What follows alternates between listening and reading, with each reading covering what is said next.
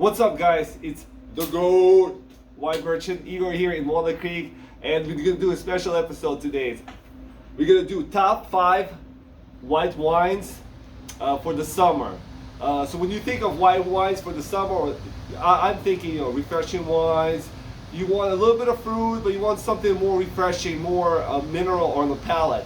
Sauvignon Blanc, I think, always comes to mind, especially if you're kind of soft Blanc, Chardonnay, if that's the spectrum of your taste profile. But here we're going to do something outside that norm. The world is made of a lot of beautiful wines, and these 5, I think, are great starter for you, especially if you want to get adventurous. And we're going to get started with the most adventurous of them all. This is wine from Lugano region within Italy.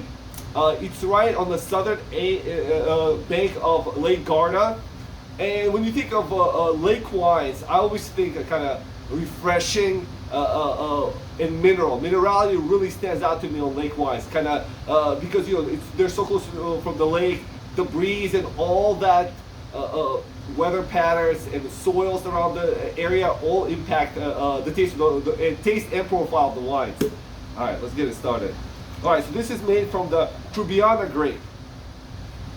All right, and it's from E. Fradi, Cal di Fradi. E. Fradi is the name of the cuvee. Like I said, from Lugano region, and this is 2021. So nice, young, refreshing wine.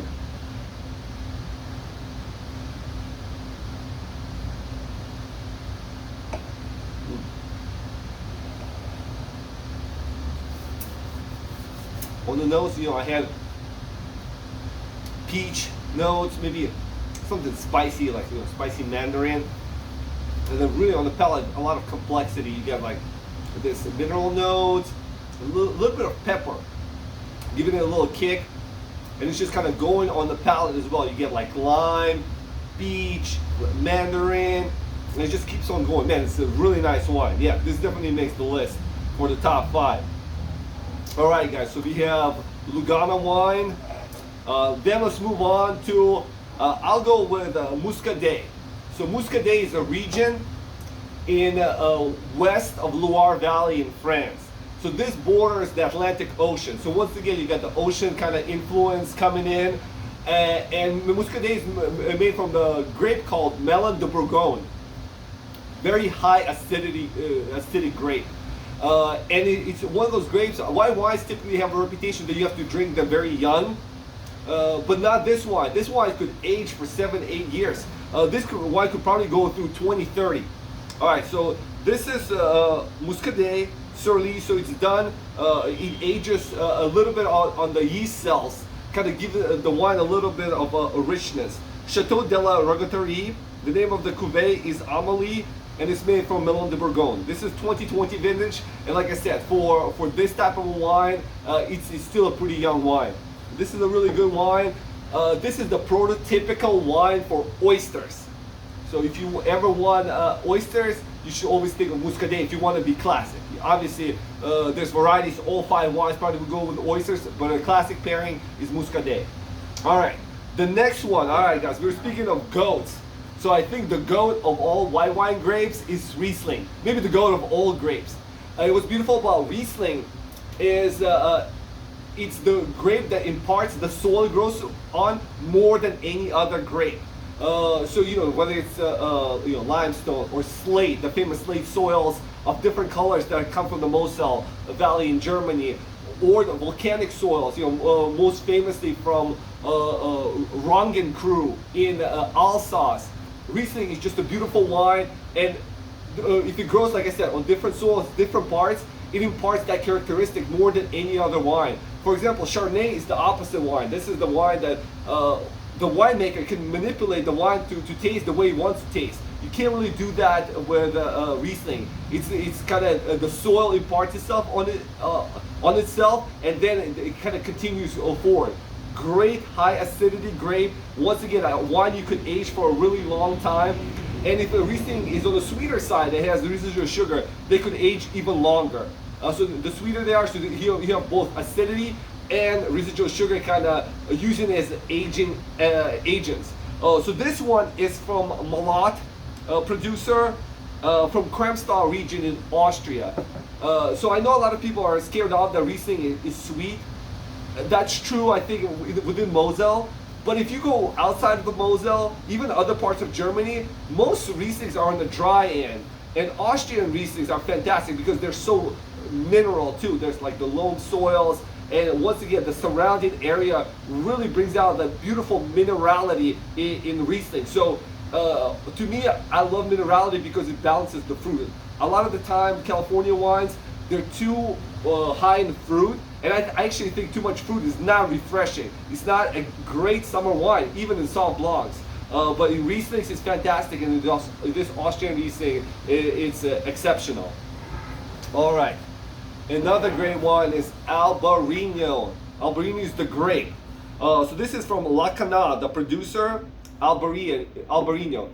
Albarino mostly grows in Spain in Rías-Baixas region, which is northwest Spain, once again on the Atlantic coast. And you can see the coast, minerality go hand in hand. Coast, minerality, refreshment go hand in hand. And this Albarino is a great wine for that. And this example is excellent as well. You know, another refreshing wine, great for hot weather, great for shellfish, great for seafood in general. So this is a great wine. So La Cana's Albarino.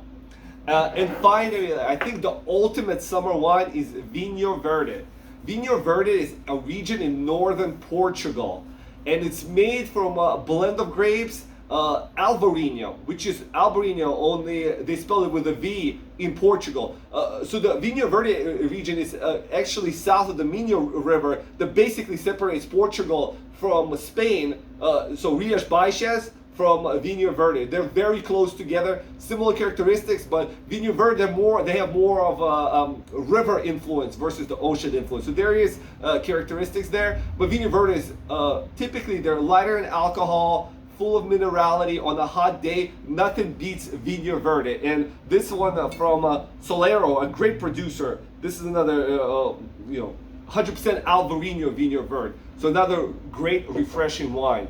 And I think with all the wines, I mentioned the grapes that are great summer grapes, but there's nothing like really magical about grapes themselves, just like Pinot Noir or Cabernet. I really think it's who they're made by and where the grapes come from that make them unique. So one easy, I think, telltale is like the points that the grapes have. So all these wines have high scores, 90 and above, or if you're using the Jensen Robinson scale, which I use all the time, it's 17 points and above. 17 points is about 92 points on a 100-point scale.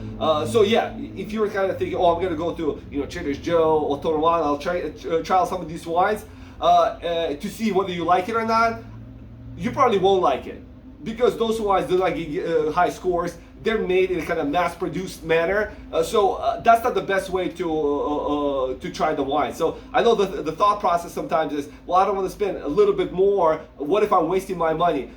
You know what? I think if you buy it from Total Wine or any mass-produced store, you're most likely wasting your money, even if it's less money to waste. I think, like I said, a producer who gets high acclaim, it's a good way to get into some of the wines. And here are the fantastic selections. So if you guys think of any other selections, please leave them in the comments below. Otherwise, try these out. Thank you guys. Bye.